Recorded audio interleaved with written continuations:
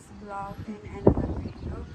आज चाहिँ हामी खासै त्यस्तो खास कुराहरू त केही छैन, पनि हामी आज सेलरोटी हाल्न लागेको। यस्तो सेलरोटी हालेर भिडियो सेयर गरौँ हजुरहरूलाई भनेर है साथीहरू। हामी कसरी सेलरोटी हाल्छौँ हेर्नुहोस्, वाच गर्नुहोस् है त। हामी चाहिँ रोटी बनाउनको लागि चामल भिजाएको थियौँ, अनि अहिले चिनी अनि के अरे चामल दिदीले पिस्दै हुनुहुन्छ।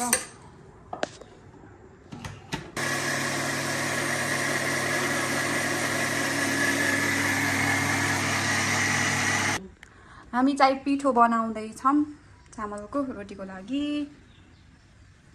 खाजाको लागि मात्रै हो, थोरै देखेछ 8-10वटा मात्रै खाजाको लागि बनाउँदैछौँ है त साथीहरू।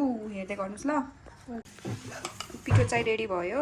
अब चाहिँ भिज्नको लागि 1 घन्टा छोडिदिन्छौँ, अनि त्यहाँपछि बल्ल पकाउँछौँ। पकाएको भिडियो बनाउँछु ल। आज दिदीले हाल्छु भन्नुभयो।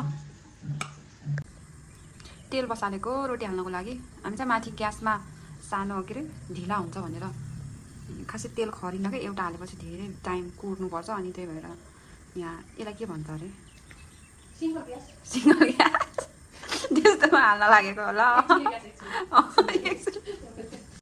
रोटी आउनुहोस् है साथीहरू खानालाई। रोटी हामीले दिदीलाई अर्डर गर्नु होला, चाहिएमा रोटी चाहिएमा दिदीलाई कन्ट्याक्ट गर्नु होला।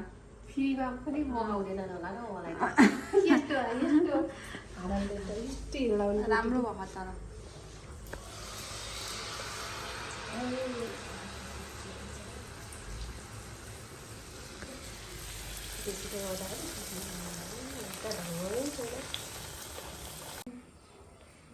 मैले बनाउन झ्याउ लाग्यो, मैले बनाएको राम्रै भएन, अनि फेरि बनाउनु लाग्छन्। वाउ राम्रो भयो।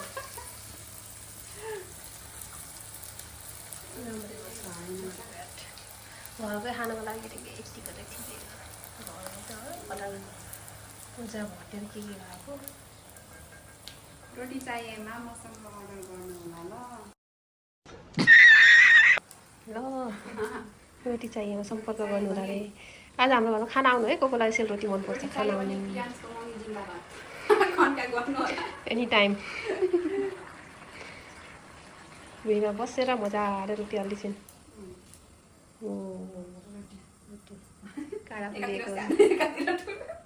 घरमा खानको लागि केही हुँदैन। मैले फेरि रोटीसँग खानको लागि मसरुम र आलुको तरकारी बनाउनु लागेको हो।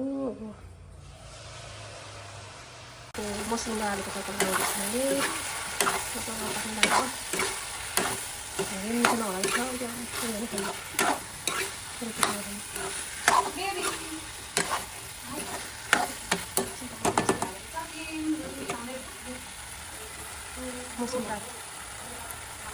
छोरा बसेछन्।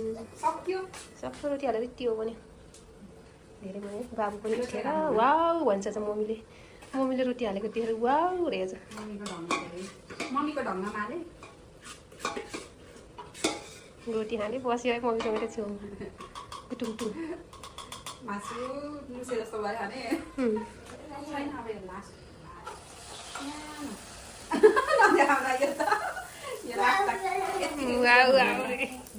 किम्ची किम्ची लासको पत्रा हो त बाबु तँलाई है। यो लासको रोटी तिमीले खाने ल। हस् हस् हस् कति क्युट देखिन्छौ है तिमीले। क्युट हो क्युटी पाईको रोटी लासको क्युटी पाई बसेछ रोटी हाल्दै बसेछ। यता हेर त, यता हेरिदेऊ त यता। साथीहरू हामी चाहिँ रोटी बनाएर पनि खाएर पनि टन्न भएर फुल भएर बसेको ल। भिडियो गराउँछौँ भनेको बाबु उठेर फेरि खाने बेलामा भिडियो गराउनै पाएन क्या। त्यही भएर बाबु धेरै चकचक गर्छ नि त, अनि बाबुले भिडियो गराउनै दिन। बाबु बिहान चाहिँ एकदम भिडियो खिच्नै मान्दैन क्या। भिडियो खिचौँ भन्दा पनि मोबाइलै फ्याँकिदिन्छ क्या। त्यही भएर उसले नथा पाउने गरी खिच्यो भने हो, नभए भिडियो गर्नै दिन्न, चकचक गरेर मोबाइल खोजिदिन्छ। अनि सो साथीहरू आज चाहिँ हाम्रो भिडियो यतिमै एन्ड गर्छौँ। हाम्रो भिडियोलाई माया गरिदिनु होला, हेरिदिनु होला, मन पर्यो भने लाइक कमेन्ट सेयर गरिदिनु होला है त साथीहरू। Bye bye, see you next video.